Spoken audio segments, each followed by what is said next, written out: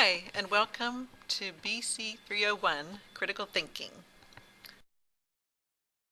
I'm your instructor, Liz Stevens, and you can learn more about me either in the faculty information section of the course shell or in the syllabus. I'm looking forward to working with you this quarter. This PowerPoint presentation will go over some of the expectations of the course and also provide a little bit of information about critical thinking.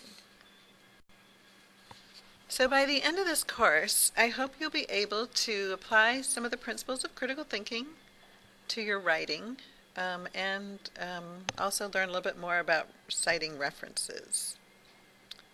Also be able to look at other people's writings and compare and contrast values and attitudes and different perspectives in those writings. Recognize assumptions and how assumptions may be used in critical thinking. And then we're also going to learn about how to develop an argument from the very beginning through to the conclusion, and you'll get a chance to practice that in a small group and with the whole class. You'll be constructing an argument to defend a business claim with data and logic, and you'll be doing that both as individuals and as a group. You'll also be able to know the difference between facts and inferences, inductive and deductive reasoning as well, and evaluate the reliability of source materials. So that's a lot that we're going to cover in this class. And the textbook you'll be using is called Thinking for Yourself by Mayfield. There might also be some other readings, lectures, and video viewings found in the course module in Blackboard.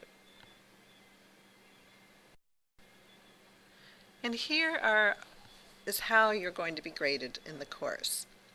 So 50% of your grade will come from the online version of the course, the 6 weeks we spend together in Blackboard. And the other 50% of your grade will come from the 2 weeks we're together in the classroom.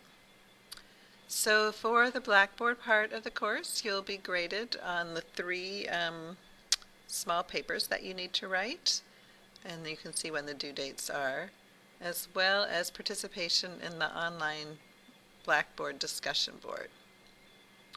And then when we're together in the class, you'll be working on a team argument, which will include an individual perspective paper. So you'll be graded on that paper, you'll be graded on your participation working with your team and presenting your argument, and you'll also be graded on participating in the classroom when we're all in the classroom together. And when you turn in your assignments to Blackboard, we have a program called Safe Assign. And it is a software that checks for plagiarism or checks to make sure that what you're submitting are your own original words and thoughts. So when you upload your assignment to Blackboard, it will automatically be uploaded to Safe Assign. And then I would suggest that you check your Safe Assign originality report to see which parts of your paper are original and which parts are not.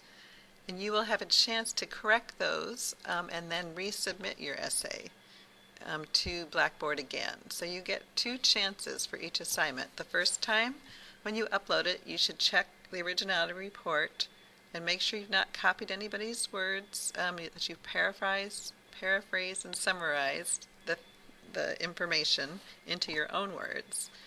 And then when you upload it into Safe Assign, it will give you a report about that. You'll have a chance to make corrections, to make everything your own words, and then you can resubmit it again to be graded. There is a video in the Blackboard shell under the Assignments tab that explains this in more detail and shows you about how to use Safe Assign. Now the other expectations I have for you in the course is that you take an active role in your own learning. And this means, first of all, getting to know the Blackboard shell or the Blackboard course really well. Looking where everything is, reviewing the syllabus and schedule. You should actually print them out so that you have them no matter what happens to the electricity or if you've left your computer somewhere.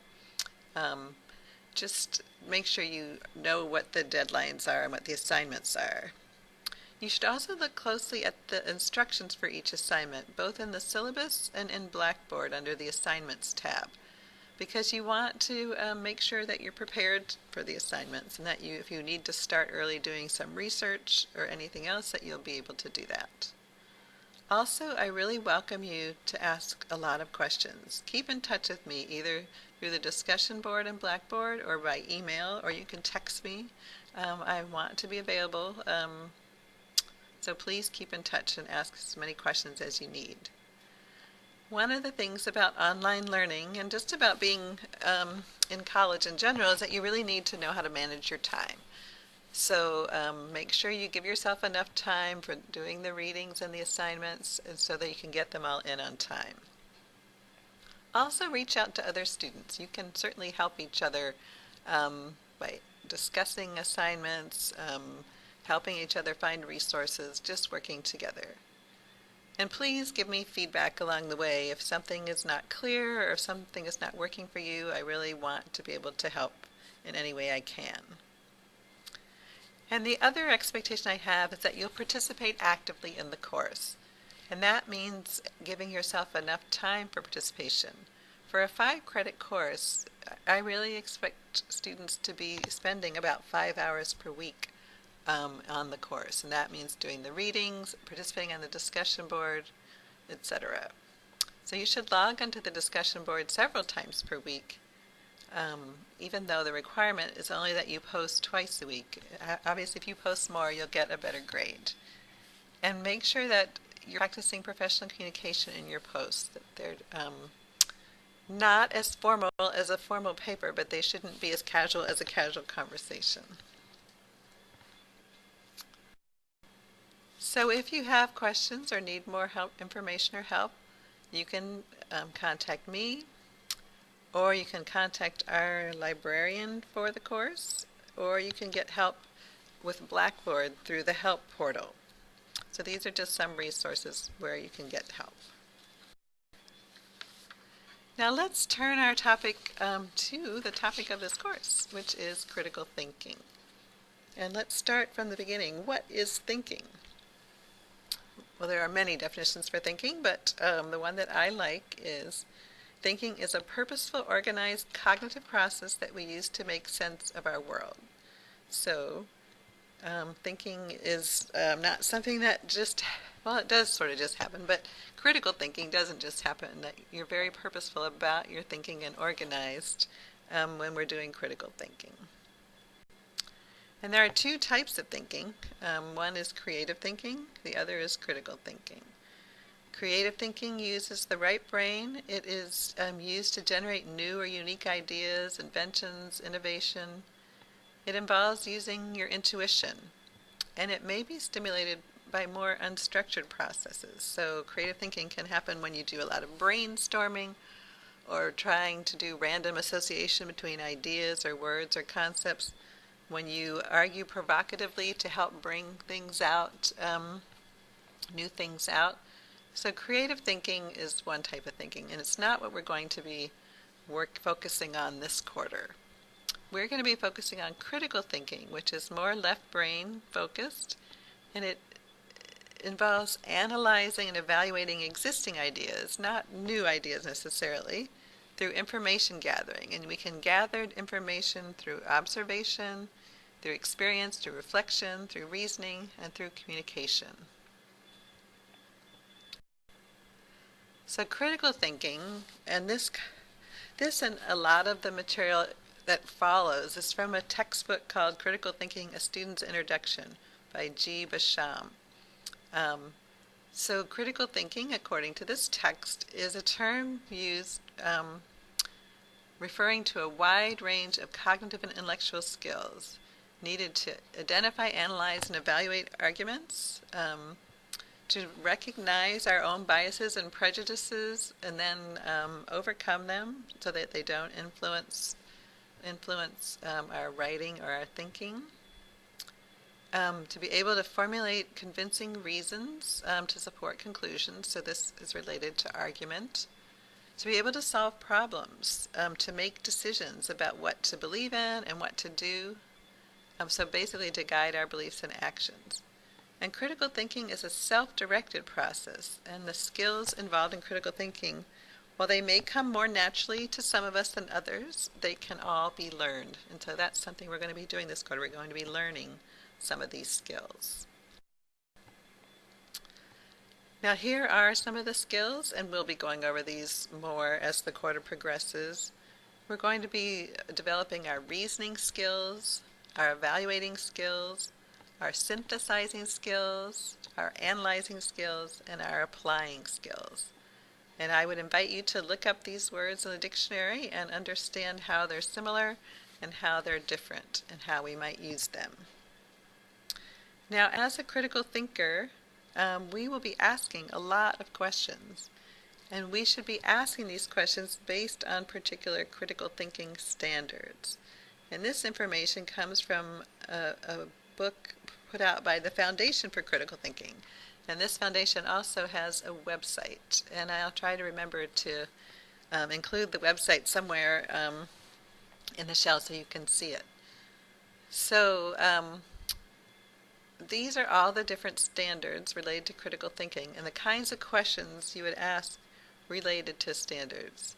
So if you want more clarity on a subject, you could ask, can you give me an example? Could you elaborate on this further? Could you illustrate what you mean? If you're looking for the relevance of the information, you might ask a question like, how does that information relate to the problem we're discussing? How does that bear on the question? How does that help us with this issue? If you're looking at fairness, if you want to make sure the information is impartial or fair, you might ask, is there a vested interest in this issue? Does someone who is involved in this argument have a vested interest or a conflict of interest? So these are just different questions you will ask to determine the validity of information, the relevance of information, how to get more in depth into a problem or a situation, questions to keep in mind. What are the benefits of critical thinking? Why do we want to think critically? Well, in your schoolwork, you want to be able to evaluate and understand the resources, the different articles and books and different resources you're going to use when you write papers. So critical thinking will help you to evaluate whether these are valid or reasonable resources to be using. They'll help you to understand the arguments that people are making in their papers and understand and evaluate people's beliefs. And then also be able to develop and defend your own arguments and beliefs by being able to, first of all, diagnose or dissect someone else's arguments or beliefs. It also helps you with looking more objectively at your own. In the workplace, critical thinking will also help us to be able to understand others' decisions and our own decisions, and hopefully be able to make better decisions, to be more analytical in our problem solving, and to be more open-minded to change. In our daily lives, again, critical thinking can help us to make better decisions in our lives, and also help us to be better citizens, making decisions that are important to social, political, and economic issues. And just to help us in general to examine our assumptions and our prejudices and our beliefs, and make us, hopefully, better people.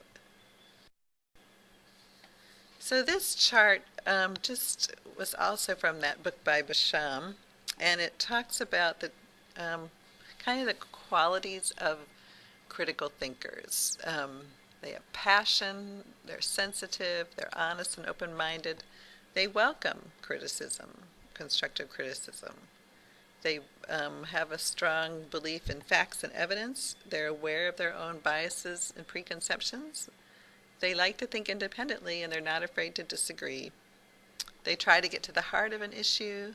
They have intellectual courage. They are proponents of truth. They're curious about the world, and they persevere to find out the truth. And so obviously the opposite of a critical thinker is an uncritical thinker, and these are just some of the characteristics of an uncritical thinker. So for this week, the tools we're going to be looking at related to critical thinking are observation skills, and that is one of our most important tools. Seeing, identifying, discovering, perceiving what is in front of us, and then making sense of it.